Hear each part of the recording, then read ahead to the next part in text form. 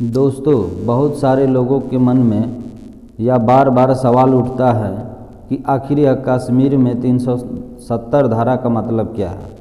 तो दोस्तों, अक्टूबर 1949 में अस्तित्व में आया अनुच्छेद 370 कश्मीर को आंतरिक प्रशासन के मामलों में स्वायत्तता प्रदान करता है तथा उसे विदेशी मामलों में या वित्त, रक्षा और दूरसंचार को छोड़कर सभी मामलों में खुद अपने नियम बनाने की अनुमति देता था।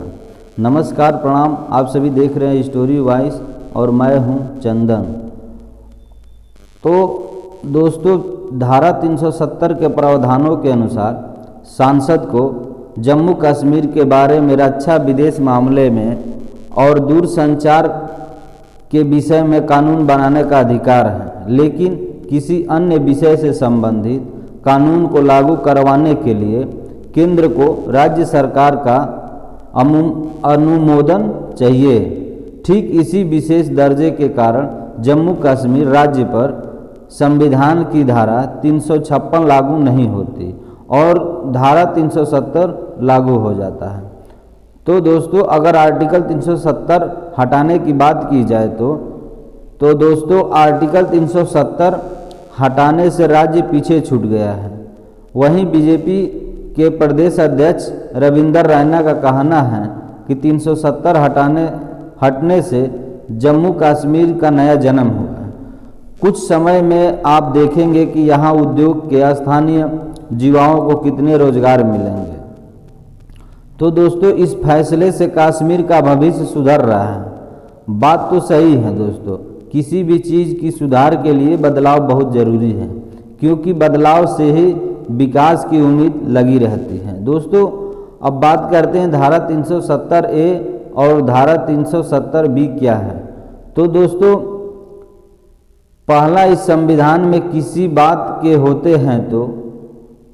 होते हुए भी कहता है कि अनुच्छेद 338 के उपबंध जम्मू कश्मीर राज्य के संबंध में लागू नहीं होंगे। और दोस्तों, वहीं कहता है कि उक्त राज्य के लिए विधि बनाने की सांसद की शक्ति निम्नलिखित तक सीमित होगी। मतलब समय रहते हुए सांसद में संशोधन हो सकते हैं। दोस्तों, जो संघ की सूची और समवर्ती सूची के वे विषय जिन पर संसद में परामर्श से विचार किया जा सके। तो दोस्तों, बहुत सारे लोगों के मन में यह भी सवाल है कि आखिर 370 धारा हट गए हैं, तो इस पर बार बार क्यों सवाल उठता है। आखिर क्या है 370 धारा की पूरी तरह से हटा क्यों नहीं दिया गया है। तो दोस्तों, ऐसा नहीं है। दोस्तों, आज आपको बता दें कि सुप्रीम कोर्ट के फैसले से यह साबित हो गया है कि अनुच्छेद 370 को हटाने का फैसला पूरी तरह से संवैधानिक था। केंद्रीय गृह मंत्री ने आगे कहा कि अनुच्छेद 370 हटने के बाद गरीबों और वंचितों के अधिकार बहाल हुए हैं तथा दोस्तों, अलगाववाद और पत्थरबाजी अब अतीत की बातें हो गई हैं। दोस्तों, आपको बता दें कि आखिर कश्मीर भारत के लिए क्यों महत्वपूर्ण है। तो दोस्तों, पहली शताब्दी के पहले भाग में कश्मीर क्षेत्र हिंदू धर्म और बाद में बौद्ध धर्म का एक महत्वपूर्ण केंद्र बन गया। 7वीं या से 14वीं शताब्दियों के दौरान इस क्षेत्र पर कई हिंदू राजवंशों का शासन रहा है और कश्मीर शैव धर्म का उदय हुआ। दोस्तों, यह जो 370 धारा को लेकर आज इतनी विवाद हैं, तो सोचने वाली बात है कि आखिर यह धारा 370 क्यों लगाई गई थी।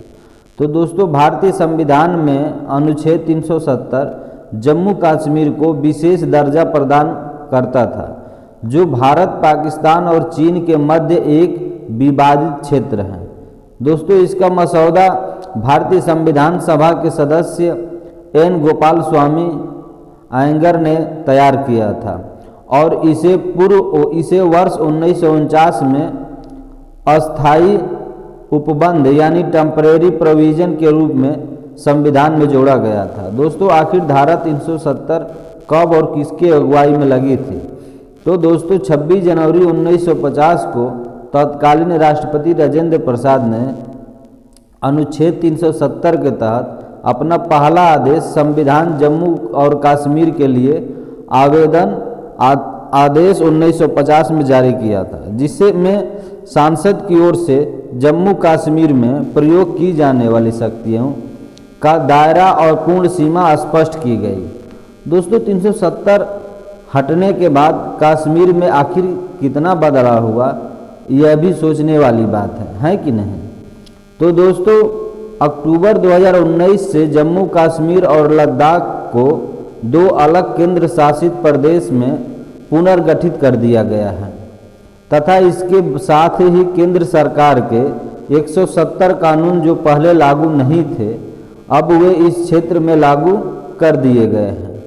दोस्तों सबसे बड़ी अच्छाई बात यह है कि दोस्तों यहाँ के स्थानीय निवासियों और दूसरे राज्यों के नागरिकों के बीच अधिकार समान हो गया है।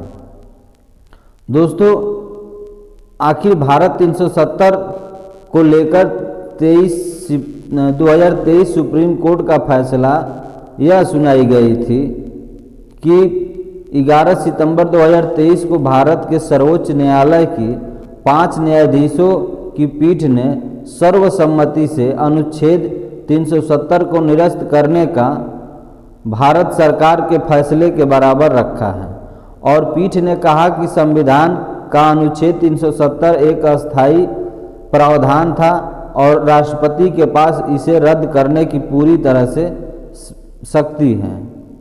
दोस्तों उन्होंने यह भी सरकार से सिफारिश की कि 30 सितंबर 2024 से पहले जम्मू और कश्मीर में चुनाव कराए जाने चाहिए। दोस्तों वहीं सर्वोच्च न्यायालय के न्यायमूर्ति संजय किशन कौल ने कहा कि 1980 के बाद से मानवाधिकारों की घटनाओं की जांच के लिए एक आयोग की आवश्यकता होगी, चाहे वह राज्य या गैर राज्य अभिनेताओं द्वारा किए गए हों। दोस्तों अगर आप सभी को हमारी वीडियो अच्छी लगी है तो हमारे चैनल को ज़रूर सब्सक्राइब कीजिएगा और बेल आइकन की घंटी भी बजा दीजिएगा ताकि हमारी वीडियो आप तक हमेशा पहुंचती रहे। बाकी दोस्तों आप लोग अनुच्छेद 370 के बारे में आप सभी का क्या राय है, आप लोग कमेंट करके ज़रूर बताइएगा, क्योंकि दोस्तों आप सभी का एक एक कमेंट हमारे लिए बहुत महत्वपूर्ण है। और दोस्तों यह वीडियो अपने दोस्तों रिश्तेदारों में शेयर करना बिल्कुल मत भूलिएगा। नमस्कार, प्रणाम, जय हिंद।